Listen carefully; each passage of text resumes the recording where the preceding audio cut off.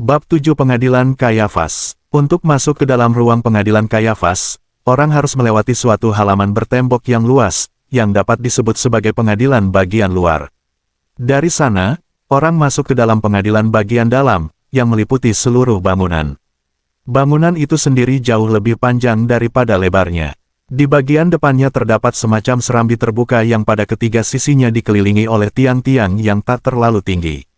Pada sisi keempat tiang-tiangnya lebih tinggi dan di belakangnya terdapat sebuah ruangan yang luasnya hampir seluas serambi itu sendiri. Dalam ruang tersebut, kursi-kursi bagi para anggota sidang ditata di atas semacam podium berbentuk setengah lingkaran, sedikit lebih tinggi dari permukaan lantai. Kursi yang diperuntukkan bagi imam besar terletak lebih tinggi dari kursi-kursi lainnya. Terdakwa yang diadili berdiri di tengah kursi-kursi yang berbentuk setengah lingkaran itu. Para saksi dan para penggugat berdiri di samping atau di belakang terdakwa. Terdapat 3 pintu di belakang kursi-kursi para hakim yang menuju ke suatu ruangan lain yang juga dipenuhi kursi. Ruangan ini dipergunakan sebagai tempat konsultasi rahasia. Pintu-pintu masuk yang ditempatkan di sisi kanan dan sisi kiri ruangan ini terbuka ke pengadilan bagian dalam, yang berbentuk bulat, seperti bagian belakang bangunan. Mereka yang meninggalkan ruangan lewat pintu sisi kanan akan melihat di sebelah kiri pengadilan, pintu gerbang yang menuju ke penjara bawah tanah yang digali di bawah ruangan. Ada banyak kamar-kamar penjara bawah tanah di sana. Di salah satu penjara inilah di kemudian hari Petrus dan Yohanes dikurung sepanjang malam, ketika mereka menyembuhkan seorang yang lumpuh di Bait Allah sesudah Pentakosta. Baik rumah maupun balai pengadilan dipenuhi suluh dan lentera-lentera, yang menjadikannya terang benderang bagaikan siang hari.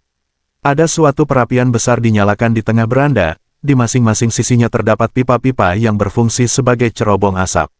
Di sekeliling perapian berdirilah para prajurit, hamba-hamba rendahan, para saksi dari kalangan rendah yang telah menerima suap untuk memberikan kesaksian-kesaksian palsu.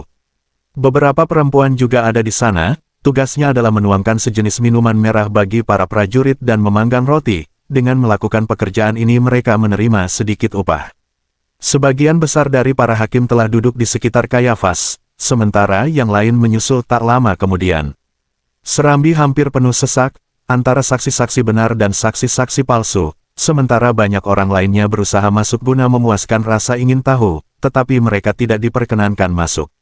Petrus dan Yohanes masuk ke pengadilan bagian luar dengan berpakaian bagaikan seorang pesuruh, sesaat sebelum Yesus digiring masuk. Yohanes berhasil menerobos ke pengadilan bagian dalam dengan bantuan seorang hamba yang ia kenal. Pintu langsung ditutup tepat di belakangnya. Sebab itu Petrus, yang agak sedikit di belakang, tertinggal di luar.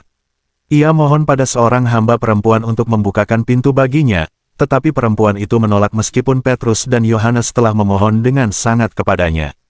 Petrus akan terpaksa tinggal di luar seandainya Nikodemus dan Yusuf dari Arimatea, yang datang tepat pada saat itu, tidak membawanya masuk bersama mereka. Kedua rasul itu kemudian mengembalikan mantol pinjaman mereka dan menempatkan diri di suatu tempat di mana mereka dapat melihat para hakim dan mendengarkan segala sesuatu yang terjadi. Kayafas duduk di tengah podium yang agak tinggi, dan 70 anggota Sanhedrin ada di sekelilingnya, sementara para pejabat, para ahli Taurat dan para tua-tua berdiri di kanan kirinya serta saksi-saksi palsu di belakang mereka. Prajurit-prajurit ditempatkan, mulai dari kaki podium hingga ke pintu serambi di mana Yesus akan digiring masuk. Wajah Kayafas serius menyeramkan, tetapi keseriusannya disertai pula dengan tanda-tanda pasti dendam terpendam dan maksud-maksud jahat. Kayafas mengenakan mantel panjang berwarna merah kusam, dengan sulaman bunga-bunga dan jumbai-jumbai emas yang diikatkan di bahu dan dada, juga jumbai-jumbai di bagian depan dengan gesper-gesper emas. Hiasan kepalanya tinggi, berhiaskan pita-pita yang terjuntai, sisi-sisinya terbuka, agak serupa dengan mitra uskup. Kayafas bersama para anggota sidang agung telah menunggu beberapa waktu lamanya. Ia begitu tak sabar hingga beberapa kali bangkit berdiri, pergi ke bagian luar pengadilan dengan jubah kebesarannya, dan bertanya dengan marah apakah Yesus dari Nazaret akan datang atau tidak.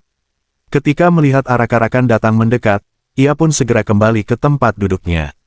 Sumber, The Dolorous Passion of Our Lord Jesus Christ from the Meditations of Anne Catherine Emery. Diperkenankan mengutip menyebarluaskan artikel di atas dengan mencantumkan, diterjemahkan oleh Yesaya, www.indosel.net/Yesaya.